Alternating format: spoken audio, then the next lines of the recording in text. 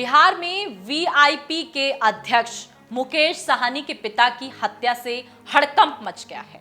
आखिरकार पुलिस प्रशासन पर सवाल कैसे खड़े हो रहे हैं और खुद पुलिस प्रशासन इस पर कैसे उलझ गया है। चलिए अब आपको बताते हैं कि आखिरकार पूरा माजरा क्या है। नमस्कार, मैं हूं आपके साथ स्वाति सिंह और आप देख रहे हैं इन खबर। बिहार सरकार के पूर्व मंत्री और विकासशील इंसान पार्टी वीआईपी के अध्यक्ष मुकेश साहनी के पिता की हत्या ने पुलिस के सामने कई ऐसे सवाल खड़े कर दिए हैं जिसमें खुद पुलिस भी उलझ कर रह गई है। अभी तक साफ नहीं हो सका है कि यह वारदात किसने और क्यों की है। हालांकि एसपी दरभंगा ने अपने बयान में माना है कि इस वारदात को बात की जाए तो चोरों ने इसे अंजाम दिया है, लेकिन वह भी संबंधित सवालों पर चुप्पी साधे बैठे हैं। कहा है कि इस मामले की जांच के लिए एसआईटी गठित कर दी गई है। उधर खुद मुकेश साहनी भी इस मामले में फिलहाल कुछ भी कहने से परहेज कर रहे हैं। इस वारदात में सबसे बड़ा सवाल ये है कि यदि ये वारदात चोरों ने अंजाम दिया है इसे, तो चोर इतना बड़ा चाकू क्यों लेकर आए थे। इसी के साथ ये भी सवाल है कि घर का मेन गेट बंद था, क्या चोर चार दीवारी लांग कर घर में घुसे थे। मकान के पीछे आपको बता दें जिस तरीके से पिछवाड़े से जो छत जाती है वहां पर छत से सीढ़ियों के रास्ते नीचे कमरे तक आए थे। मतलब सवाल कई हैं कि चोर घर में घुसे तो कैसे घुसे, चोर क्या घर के अंदर थे, घर का कोई मेंबर मिला हुआ था, इतना बड़ा चाकू चोर कैसे रख सकते हैं। इन सभी सवालों को ध्यान में रखते हुए मौके पर पहुंची फोरेंसिक टीम ने घटनाक्रम की जांच शुरू कर दी। मंगलवार की सुबह मौके पर पहुंची फोरेंसिक टीम ने मुकेश साहनी के पिता जीतन साहनी की लाश की जांच की है। फोरेंसिक टीम के मुताबिक घटना करीब 8 से 9 घंटे पहले की है। इस हिसाब से वारदात रात में 10 बजे से 11 बजे के बीच हुई होगी। फोरेंसिक टीम की इस आशंका को सही माने तो सवाल उठता है कि शाम ढलने के कुछ देर बाद ही चोर कैसे आ गए, जबकि उस समय तक आमतौर पर लोग जगते रहते हैं। यानी कि 9-10 बजे तक की बात की जाए तो 9-10 बजे क्या 12 बजे तक भी लोग सोते नहीं हैं, और चोरों का टाइम तो 12 बजे के बाद होता है। यानी कि जब लोग गहरी नींद में सो जाए। एक इंसान को गहरी नींद 3 बजे के आसपास आती है, यानी कि 2 से 4 के बीच का टाइम ऐसा होता है कि चोर वारदात को अंजाम देते हैं। तो अगर इसे चोरी का करार दिया जाए तो सवाल ये खड़ा होता है कि चोर 10-11 बजे घर में कैसे घुस गया।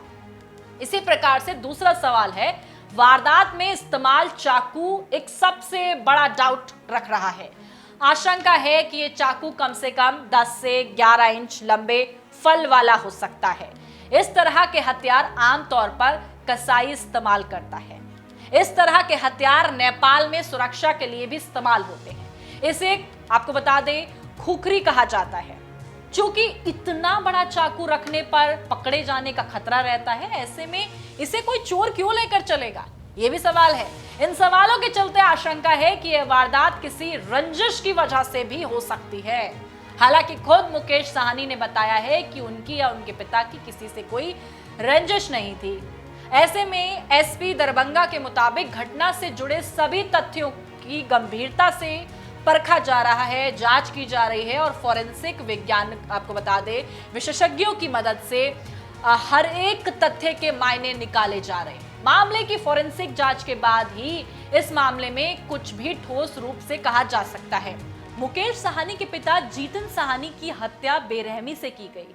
बदमाशों ने लंबे फल वाले चाकू से उनका पेट फाड़ दिया।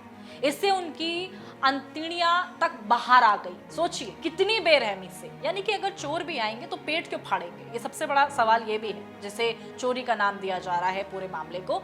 तो ये है कि पेट फाड़ दिया गया है, बेरहमी से हत्या की गई है। पेट पर जिस तरीके से चाकू मारा गया है, उनकी पीठ से बाहर निकल आया वो चाकू। सोचिए 10 से 11 इंच लंबा यह चाकू। यही नहीं, बदमाशों ने चाकू से मुकेश साहनी के हाथ, पैर और शरीर के अन्य हिस्सों पर भी वार किया है।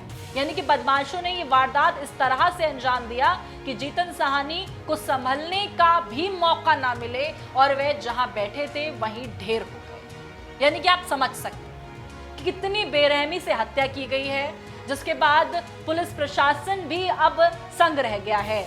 आपको बता दें पुलिस प्रशासन भी इस पूरे मामले में उलझ कर रह गया है कि आखिरकार ये पूरा माजरा क्या है। फोरेंसिक जांच जो की गई, उसके बाद जो सवाल खड़े हुए हैं उनके अलग ही मायने निकाले जा रहे हैं। ऐसे में इस पूरे मामले पर क्या कुछ अपडेट आता है, क्या कुछ इसमें तमाम राज खुलते नजर आते हैं, क्योंकि परत दर परत इस मामले को देखा जाए तो ये चोरी का मामला तो कतई नजर नहीं आ रहा है। ऐसे में इससे जुड़ी तमाम जानकारी के लिए आप हमारे साथ बने रहें और देखते रहें इन खबर। धन्यवाद।